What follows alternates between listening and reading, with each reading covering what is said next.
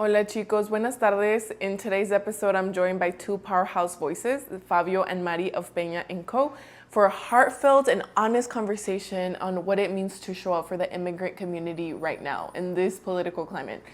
We talk about using your platform for advocacy and navigating online hate, creating meaningful content, and holding space for both action and joy. This episode is a reminder that there is no one right way to make an impact, and even the smallest steps count. I'm so grateful that you're listening in today. And really, we didn't plan for this episode to come out right now with all the immigration raids happening in LA. Like, we didn't really plan for that. It's just a coincidence that we decided to record last week, and it was this episode. So very, very aligned with what's going on. And I want to leave you with some actionable tips as well at the end.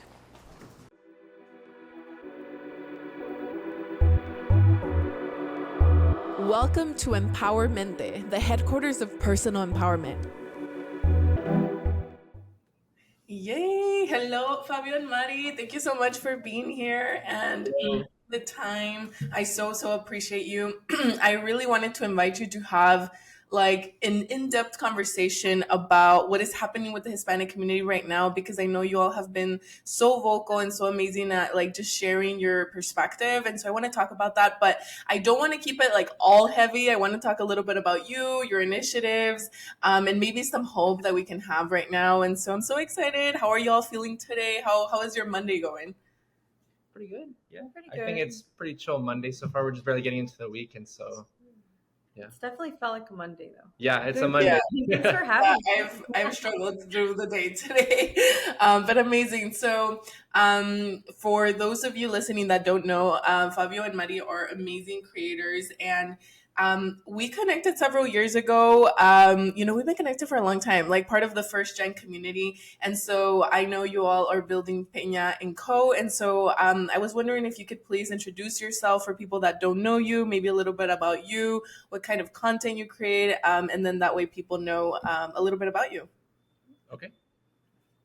I'll go first. Yeah. So my name is Fabio. I was born in Guadalajara, Jalisco, Mexico, and I was living in the U.S. for like a couple of years. But then my family immigrated to Washington State on the eastern side. So it's like I grew up like in an agricultural kind of background.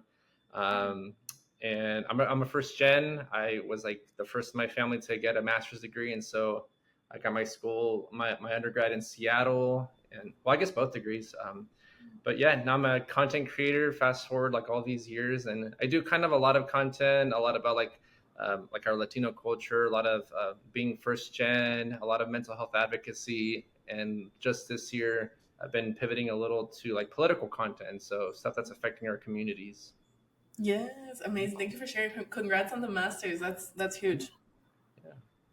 Hi everybody, my name is Mari. I was also born in Mexico, in Michoacan to be exact. I came here around 6 years old and was raised in Washington as well, about like an hour and a half away from where Fabio was raised. Also, I think everything he said, basically, I also got my degree in Seattle. And my content's more just like fun. I like to do like those skits or trying to do inspirational content, a little bit of traveling, a little bit of everything. It's kind of just a creative outlet for me. I love that. And y'all like I think I've never met anybody who has had as many views as y'all together. Like y'all had hit like I don't know how many millions of views. That's like mega viral. Yeah, there was one that hit like 104 million, but who's counting, right? Let me pull up my little thing. No, that's actually like really insane. I don't think as humans we can understand what 100 million is like. So huge. And I think you've done it just like by being yourselves. Thank you. Yeah. Well, that video idea was all Mari, and so I almost didn't want to do it because sometimes I'm just like I'm very selfish, like when Mari brings up like ideas, I'm like, oh, not right now, babe. But this was all Mari, so like I think we should give all props to her because I was like, damn, you were right. It's funny because the ones that do well, it's always when we're not really trying to look put together. We're just like, let's do something for fun, and then I'm like, why the one where I look all good and you that? Like, I feel like people appreciate the like genuine or authenticity part. Yeah, I definitely think that's where social media is going because I think TikTok kind of rewrote the game to like being authentic, whereas like brands used to be really polished and really perfect, really structured, and I think people can pick up on the like energy, like they just feel like it's like, oh, it's like being with you in that moment. So props to you all. Y'all are doing super good. I want to share a little bit about my broader mission. My broader mission has always been to give Latinas the audacity that white mediocre men have, because I've seen it. To speak up, to trust themselves, to create, and to really create something that's gonna create a society reflected in us. I really think, after all my experiences, that that's what we should be doing. And so the way that I support women to do this is through my program, Next Level Latina. Doors close this Friday, June 13. And if you're like, what is Next Level Latina? Next Level Latina is a signature 6-month group coaching program. It's meant for first generation Latina trailblazers who are ready to stop second guessing themselves and take bold action on their big dreams. I've always been a big proponent for dreaming even bigger, and that's what we do inside the program. Some of the things that women do are start businesses, create and gain momentum on their personal brand, and get paid to speak. I've seen women land their first paid keynote speech, sign contracts with national organizations as speakers and mentors, launch their business. I've seen somebody launch their reggaeton blog and stayed consistent on it. I've seen them pitch themselves to corporate partners and to be podcast guests and get it. Also just by attracting it, and overall just gain visibility, clarity, and momentum on their personal brands. And I think the most important thing is that I see them develop the self-trust to do anything that they want and to see that anything is possible. This isn't about hustle, it's about alignment, visibility, and turning your inner spark into something real. You'll get weekly coaching, a powerful community, tangible frameworks, and expert workshops, all designed to help you stop waiting and start leading.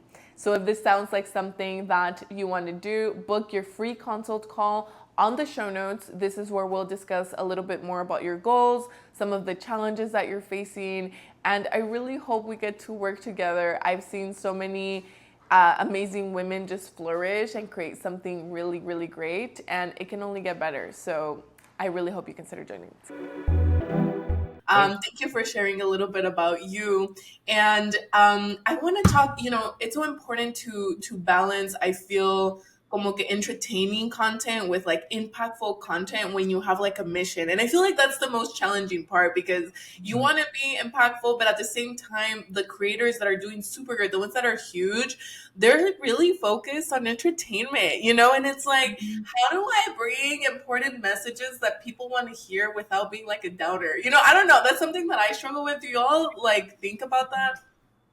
Kind of, yeah. I mean, there's like so many creators now. Like I think like from when we had first started creating content like 4 or 5 years ago, like it was just very different, right? Like I think they had just introduced Reels, and now there's just like so many creators, and I think it's super cool. I feel like a lot of people are using social media as like a creative outlet, and yeah. I think I think the question was like if it's hard to balance, right? Like to incorporate. I think for me, I am all over the place. I know they kind of do try to encourage you to stick to like one thing and find your niche. And for me, that's been really hard to just focus on one thing because I'm not always feeling like posting about something funny. Like there's times where like there's heavy things going on or something that moves me that makes me feel like no, this is important. And so finding the balance is hard because sometimes the content that you pour your heart into might not even do well. You might not even reach people, but I feel like more often than not, I've been glad that I wrote it or that I put it out there.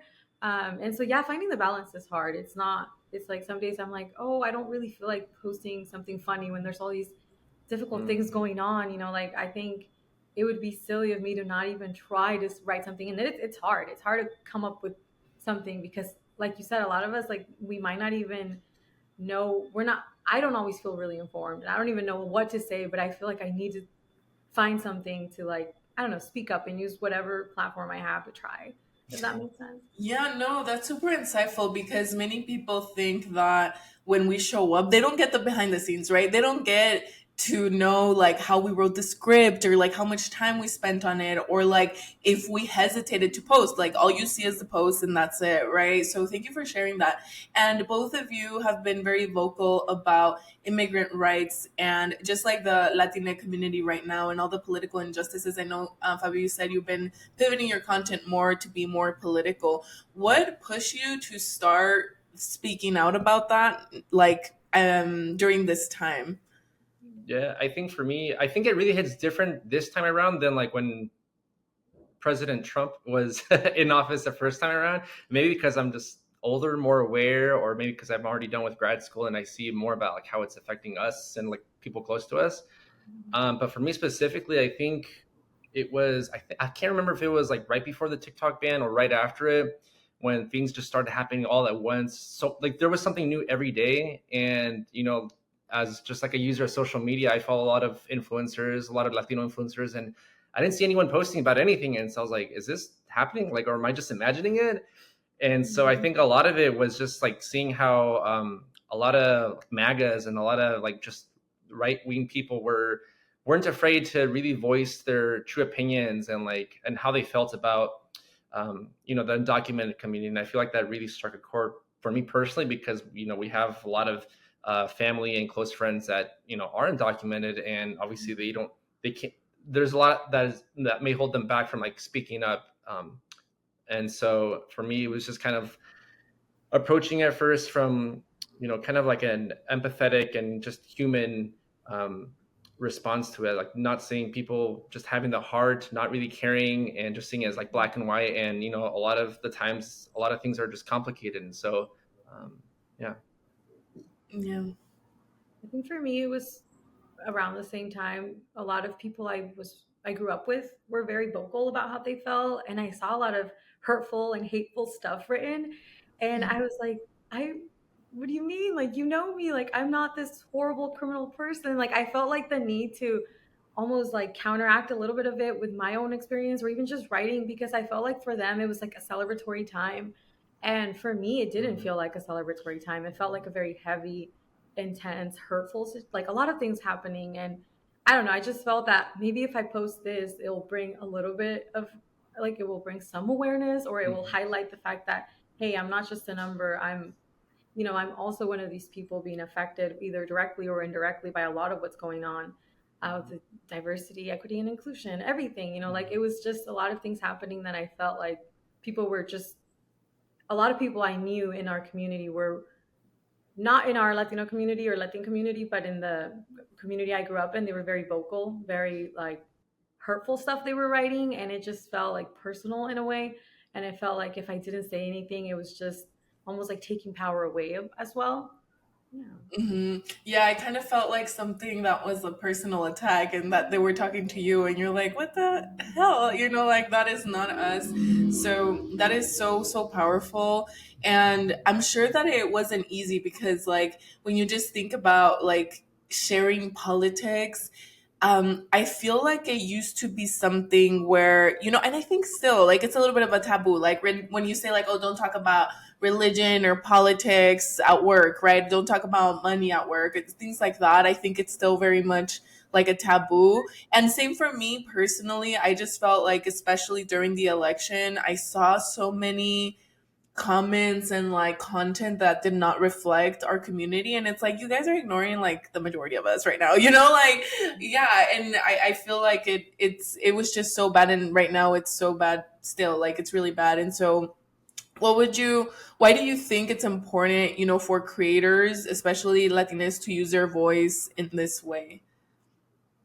I think for me, like it's really important, especially in this new age of like social media where everyone's getting their news from like Instagram or TikTok.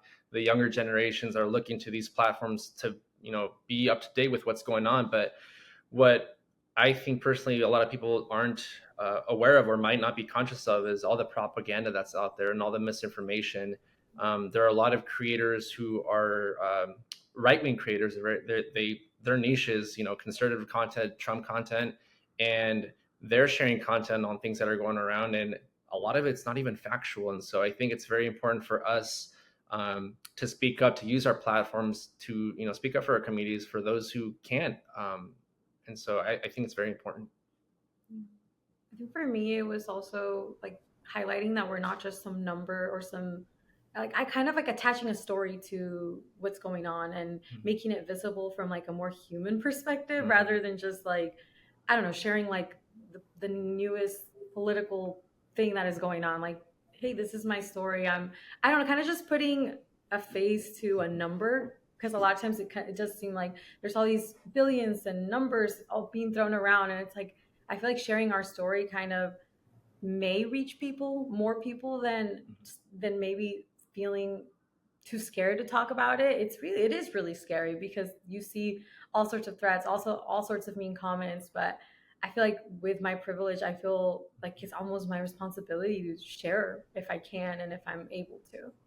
Yeah, and we were talking a little bit about it earlier before we started recording, but it reminded me when you said, Fabio, that like it in the beginning you were saying how you kind of felt like, is this even real life right now? Like, are we even experiencing this right now? And I feel like that's how I felt a lot of the time too. It's like, wait, like is everybody watching this? Like, is this like really happening right now? And it almost seems like we went back in time, right? Like, I think we were in a place where maybe, I don't know anymore, but being Latino kind of started to be a trend. Like, oh, it's cool to wear this rosario on your neck. It's cool to have the Latina aesthetic. It's sexy. It's this. And with all these things, I don't know if people don't associate that we're the same people. Like, that same aesthetic doesn't come just with the aesthetic. It comes from like our stories, our immigrant parents, and all of that. So it's just like heartbreaking to see that we had already had so much progress, and then now to see that it's like, I don't know, I feel like we shouldn't be living this. Like, this is something from like 50 years ago. So you mentioned that when you started to speak out, you started to get negative comments. How have you navigated that? Because I'm sure it has been, emotionally draining, and I know you have a very strong mission, but I know there's a point where you're like, like, do I even want to do this? Like, this is like hard. Yeah, that's a really good point, because there was a time where I was getting concerned over like our own safety, like being paranoid about a lot of things, people showing up at our house, like, what the and so I think we've definitely been a lot more intentional about what we post, and being on social media in general. Around the time when a lot of the videos were going viral and getting a lot of engagement, there were a lot of comments, like you said, that were pretty nasty, pretty hateful, and not just comments, but DMs. And so for a period of time, I was feeling very strongly about just like not paying attention to that and not opening up those messages, because they were very hurtful things, very racist, and a lot of them were like life-threatening, but there were days where I decided to open up some messages, and they were people from our own community, people who could relate and were actually glad that they saw that piece of content, because it helped them feel seen. It made them feel validated. A lot of Latinos who live with families that are Trump supporters, I feel like that's very difficult for some of us to even talk about, because like you said, a lot of things are still taboo. And so I try to remember that and continue being consistent with my content to help reach that people, because it makes me realize, for some people, our content could be like their survival guide. And so I think just posting with that in mind really helps. Yeah. So focusing on the people who you could help and kind of bring hope and validation to. Yeah. Yeah. Did you want to add something, Maria? Yeah, I was just saying, for me, it was a little bit of the opposite. At first, I was paying a lot of attention to everything. I was like, we need to stop. This isn't safe. Like, we should stop posting this. Where I was telling him, like, babe, you should stop posting this. People are like very mean. And the reality is, a lot of us know people, even in our families, who are Trump supporters, which makes it difficult because it's kind of like, it's your own. Sometimes people close to you, and so I just felt, very unsafe. But what helped me was actually take a step back away from opening my DMs and looking at comments, because you can become almost obsessed with seeing all this negative stuff. Yeah. And so I was like, I'm just creating instead of, for a while, I was creating and not consuming it as much, because I'm like, it's going to be there. And me seeing this is not allowing me to like be at peace. Like it's affecting my mental health to just see all these threats, all this negativity, or even seeing people we cared about posting things that we didn't agree with was hurtful. So I kind of really needed to step away a little bit from the consuming part of social media, and so I kind of had a little bit of an opposite experience. But I'm glad that that Fabio kept posting, because for a while I was like, this we can't keep posting. It's too unsafe. Like somebody's gonna show up and like pick a fight or something. Yeah, no, and I think it's necessary to have those different points of view, you guys, to balance each other out. But no, that's so real. I want to highlight the piece of having family members that have just opposite points of view. Oh my gosh. I feel like I have a few close friends that are conservative, and I'm like, I cannot physically understand how you can use religion in the name of doing things like we're doing now, right? So, how have you all navigated that? Like, do you all think you have kind of like distanced yourself from that family member? Do you try to like put it aside? How do you see that?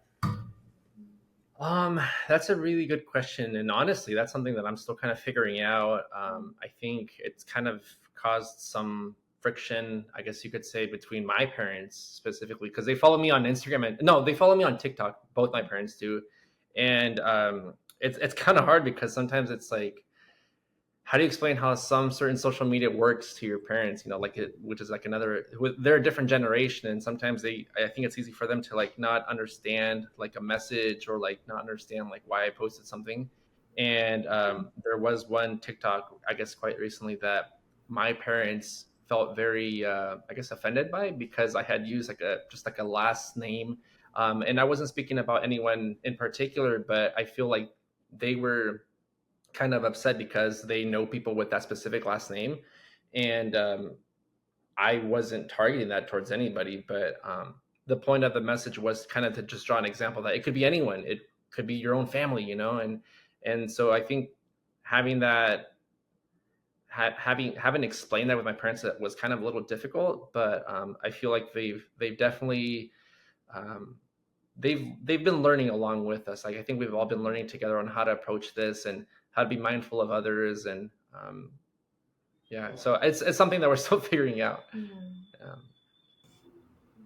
I think for me too, it's been important to post about it because I have younger people that I think I could potentially help them see things a mm, little bit different. I see some of the things that they post, and I'm like, if I stay quiet and if I don't even try, it might not even reach them. And this maybe something I write might strike a chord or might help them see things a little bit different. So it is really difficult. I personally try not to talk about it too much in person, depending on the setting, because sometimes it can feel like you're outnumbered, and instead of it being a productive conversation, it just ends up creating more of a division. yeah. But it is really challenging when it's people you care about or people that you want to have a relationship with, but your values and morals are just very different. Yeah. Yeah. Yeah, and I feel like it sucks that we have to take them along with us, like because some people say como it's not our job como que to teach everyone, Yeah. why we believe what we believe, but the sad reality is that if we don't like share vocally what we believe in and set the example, there's nobody else that they're going to be able to follow for, like who are they going to follow, like the conservative MAGA people, and so I think it's such an interesting dance, and people, and including us, I think we're so quick to judge others in the way maybe that they do things, but the truth is like we're all just figuring it out. It's so new. It's like, we never thought that we would be, at least me, that we would be in this position. So it's definitely hard. And, with my friends, I actually try to talk to one of them in person because he lives here. And I try to have the conversation, like even during election time, because I was very vocal about it. I posted a lot that I was getting invited to events here, and he just wouldn't budge. Like he just would steer away from the conversation, and I was like, "Damn!" So like you're not willing to have a conversation, and I understand it's difficult and very hard to have a conversation with somebody who has opposing point of views, and like how do you keep it respectful, but at the same time deep and fruitful. So I can understand that. And I feel so bad because I feel like, why do you believe that? Like come over here, like it's against our own best interest. So yeah, I totally get that. Mari, you said that the way to keep your peace was kind of to become more of a creator than a consumer during those hard times. Fabio, is there something that you do now to like continue to feel good as you post, even with all the hate that you have gotten?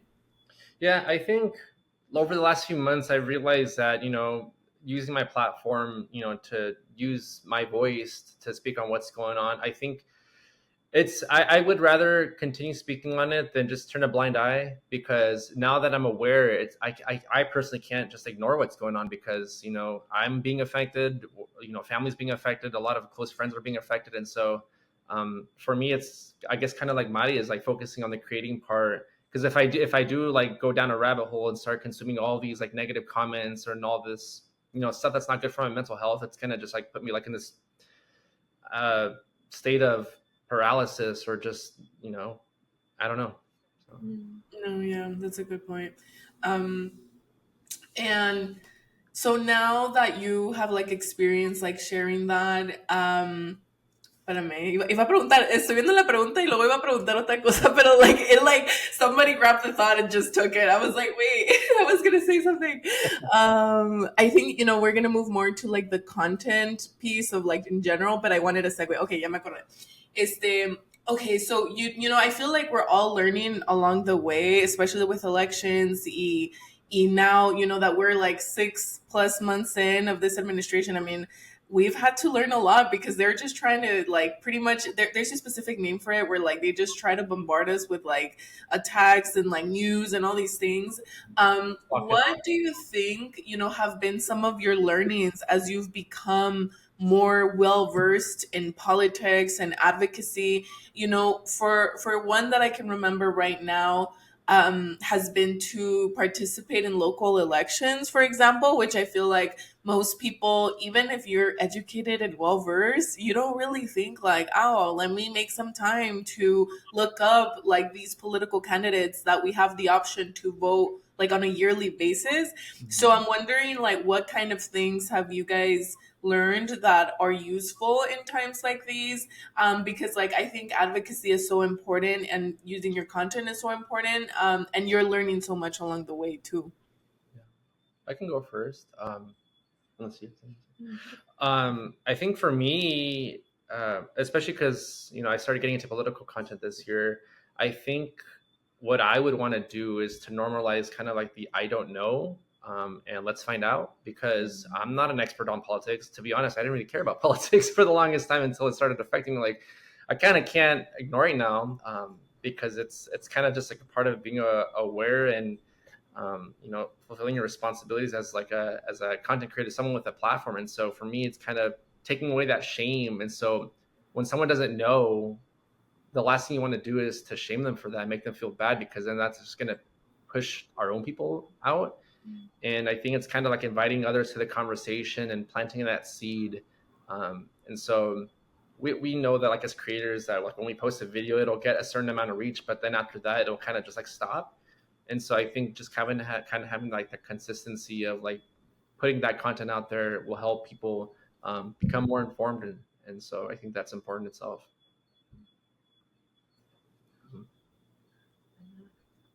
I'm sorry, I kind of forgot the question. Yeah, no worries. No, girl, like I'm like, wait, what were we talking about? Oh, like what are some of the things that you have learned that from posting political content that can be useful for somebody else? And for me, it was like, okay, maybe like voting in local elections. Fabio was saying like the mindset of like it's okay not to know, and we're gonna find out. I think I'm not sure if this is an answer or related or not, but like that there's people out there who do support you and who do appreciate seeing this stuff. At first, I was doing it kind of like for me because I felt like I needed to speak up, but seeing other people's feedback and seeing other people be appreciative, especially people who don't want to have a public account, I think for me was like a positive or something, like even like Fabio said, there's a lot of things that I need to like do a lot of research on because I don't know. And so it's been like a learning process, but it's also been nice to see people that appreciate us using our public platform, because people are sharing privately too, with their private accounts. But I think because we have public accounts, it can help reach a few more people. And so I think for me, the positive part of it has been just seeing that support of people who I didn't even know were being affected or even really cared about this type of content. And so I think it's just, I don't know if that answers the question, but kind of like Yeah, what. and I think what you're going to is also como que it doesn't matter if you don't have a platform, like it's still useful within your own communities. And I feel like, a lot of people want to como que make a change and they don't know how. And I feel like even that small step, even if you don't have like a platform, can help. So that's super useful. I was watching a video from a fellow creator today. Her name is Michelle Ramirez. Actually, I don't know if y'all are connected with her. She's in Washington. And she responded to a stitch to somebody that said, being Latina in America right now, seeing your people being hunted and treated like animals and feeling like you can't do anything. And she's just kind of like thinking about it. And so then one of the things that Michelle was saying was like state and federal elections, like I mentioned earlier, like local. She was saying that a lot of nonprofits like have done a lot of work, and I feel like nonprofits, y'all, they're like keeping us afloat because they're the ones who like are doing like the grassroots, like really close to the people affected. And so even like volunteering or donating to them. And then another thing that she mentioned was to call our representatives. And I feel like that feels so far fetched, even for me. Like, I hate talking on the phone. I'm like, oh, I know I need to call somebody. But I realize that most of the time they don't answer. And you can also email them too. I've done that before. And so, there's also this app. It's called Call. 5 calls it's called. And so then it'll tell you like who your local and state representatives are, and it'll give you scripts for different issues. And so I'm like, let's use technology, that's so helpful. And I feel like each of us has a unique role of different things we can do, right? Like, and people who have a platform, it's better to create videos. If you feel like closer to the cause, it's like volunteering. So there's a few things that we can do. We're not totally left, not being able to do nothing, although it feels that way sometimes, but even the smallest things do add up. So I wanted to share that. And pivoting a little bit to the first and the origin story of why you all started creating content. So can you tell us more of like maybe we should have started with this to be honest, but like who is Fabio and who is Mari as content creators? Like, why did you all start this in the first place? And I feel like it's tied to what you talk about now. So answering the why, I guess just to keep it short, I feel like for me, I have always been like a very expressive type of person, and I always had a lot of skills and talents scattered all over the place. And I don't know if it was my ADHD or if it was whatever it was, but I could just never commit to one thing and just stick with that. Like, I couldn't just become the soccer player and then just focus on that like 24/7, right? Like, I needed to try other sports. I wanted to try other like learn how to play an instrument or whatever. And so for me, I think being able to create content allows me to do all of that whenever I want, and there's nothing forcing me to stick to one thing. And so I think as long as I was anchored like in my beliefs and my values, I think that's what was going to be able to keep me going forward. But yeah, I think for me, when like Peña Consulting first started, it was originally just supposed to be for like a consulting practice that I had started to like help out businesses, like because of my background in tech and in finance. But I was personally kind of bored with that content, and so I found it easier to just talk about myself, about my own experiences. And later on, we started it. We kind of it developed into a storytelling series called like First Gen Cuentos, which was about other first gens talking about their experiences, growing up like in a Latino household, or not even like just Latino specifically, but growing up like to be first gen, and then navigating college as well. And so it kind of just became like a community, like a hub for us to speak about everything just in an unfiltered and transparent way. So I love I that. kind of started in the background, helping with like the writing the posts, coming up with ideas, and I didn't want to be I didn't want to be in the public account at all. I was like, nope, I'm out of it. Like, keep me out of it. I was too shy. Like, I wasn't really like down to be like public content creator. But then a few years in, I saw like how much fun Fabio was having, and he had gotten accepted into this program. And I was like, that's so cool. Like, I was super excited for him. I was like, I like creating content. I just need to get over the part of being too shy to be in front of the camera. And so when I did start, all of a sudden I was like, oh, I really like this. This is really fun. And like I can express other parts that like, maybe Fabio didn't want to do. Like maybe he didn't want to dress up like this, but I did. So I'm like, well, I'll do it. And so I started having so much fun with it. And I was like, this is actually like a really fun thing that I didn't even mean to do. But yeah, I'm remembering the video where you dressed up like in a cowboy man outfit. Oh my god, that video is so funny. But y'all are so creative, and no, it's awesome that you kind of found your path, Fabio, just like, from this more consulting point of view to like being like a whole brand. And I feel like, again, that's the direction where social media is going. Just like being your whole self and just being authentic. And I feel like me, like as a multi-passionate, social media has allowed me to do that, because I mean, it's always interesting to see what people like get funneled to make content from. Like, did you meet me from mental health trauma dumping, or did you meet me from tech, Gina, or do you know me from travel, Gina? So it's always interesting, and I love that because we cannot be contained, y'all. Like, we're just so full of so many values and so many things that we love, that I just love that part about like creating a brand. Yeah, really fun. Yeah, amazing. So as you create content specifically for Fabio, how do you balance working full time? I know everybody thinks about that, because I'm like, yeah, I don't know how I did it. When I like worked, I think I post less content, and I'm so upset at myself because I'm like, how did I like work 8 hours a day and then still post content? Yeah, I mean, well, it's like very hard, and thankfully, like I have like a remote position where I have a little bit more of a flexible schedule, and I don't have to commute like before or after working hours, so that really helps. Taking advantage of like my lunchtime or getting up early. I tried doing like that content batching, like where you save it off for like one specific day and like you change lots of outfits or like record a lot of pieces, but I don't know, it's hard for me to like stay focused. And so I kind of just post as the ideas come and go. And I think that's kind of been helpful. I think what's really helped me recently with like the political content has just been finding something that's like easy for me to do, that would be sustainable long term. And so a lot of the political content I post is just me drinking a coffee. I just stand there and I look at Oh the my camera for god. Yeah. 7.5 seconds. Yeah. And that's all it takes, because I feel like people are more interested in this in the message that I write, right? But starting out, like I was trying to do too much. I wanted to do everything. I wanted to record videos in public, and Mari here was the one recording me, and it didn't. Sometimes I was just so stuck. I had such tunnel vision. I was like very selfish on like what I wanted, that I didn't take into account like how it would make Mari feel. And so like I was like, no, we're gonna go in this crowd and we're gonna make a scene. I'm gonna put music on full blast.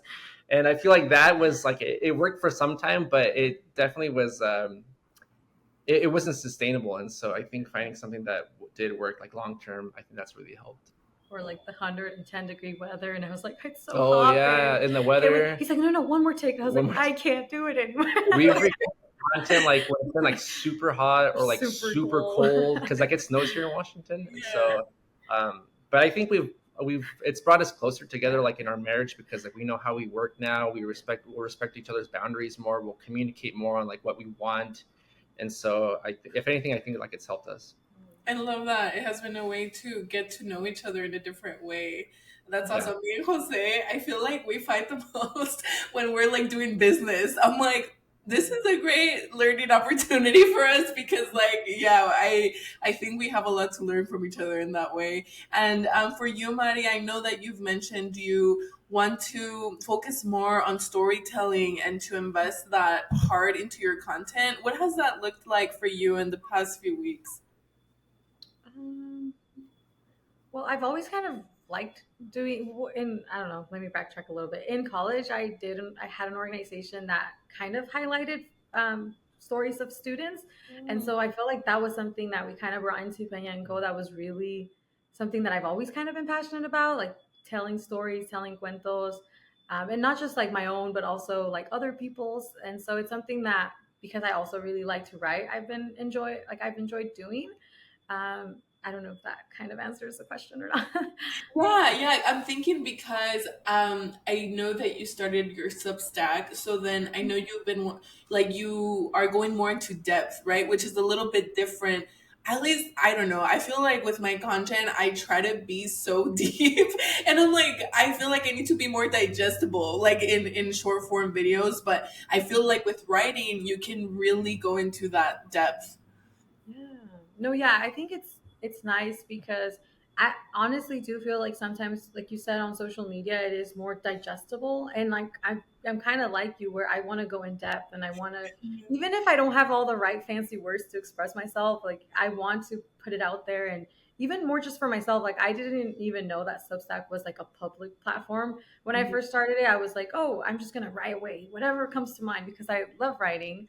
But then, like little by little, it's like, oh, if you want to, grow more and put your work out there, you kind of do need to share it. And so then I kind of got into that part of it. But for me, it ultimately came from a place of like, it's the one thing that helps keep me rooted and helps keep me like grounded in a way. Whenever my mind starts spiraling, I'm able to just put it all on, not on paper, but on my computer, like type it away, and it just helps me.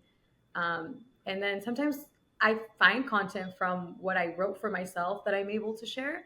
But that's the awesome part, is like the deeper you go, the more you can pick and choose what parts you want to share, rather than just like sometimes with social media, it feels like it all needs to be kind of similar or like the same, or like the same format. And so having a vlog has helped me have my own format and decide what I want to write. And there's no theme really, just Mhm. whatever feels like comes from the heart, I guess you could say. Yeah, the theme is Maddie's heart. Yeah. Thanks. I feel like that's Yeah. gonna be my new. I'm just kidding. No, that's awesome. Thank you for sharing that. And I don't know if I haven't followed enough, but I know with Peña Co, you've even done scholarships together, right? So how does that look like now? What kind of things are you looking to do with Peña Co, like for both of you?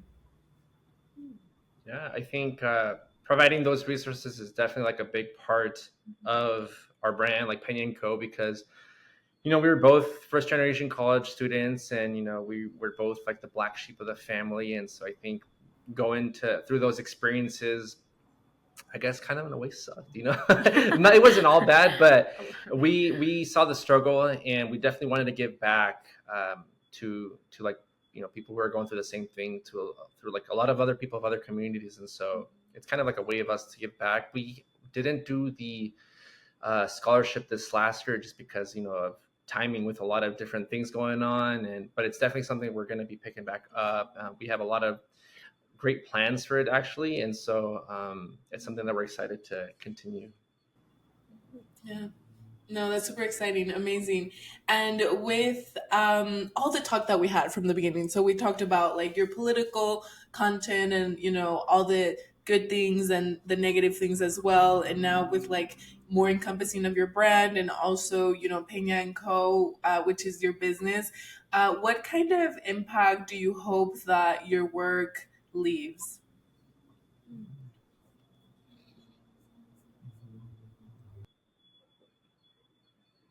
I think I think personally, I'd want people to feel seen. Mm. I know even with our scholarship, we both weren't.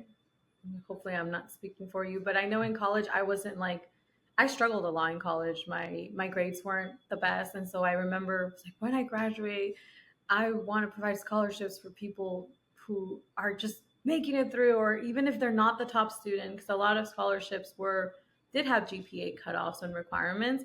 And so I just remember that was something that I was hoping to do once I graduated, to provide scholarships for people going through it, like through the thick of it, and people with first gen backgrounds, children of immigrant, from underserved, underprivileged communities.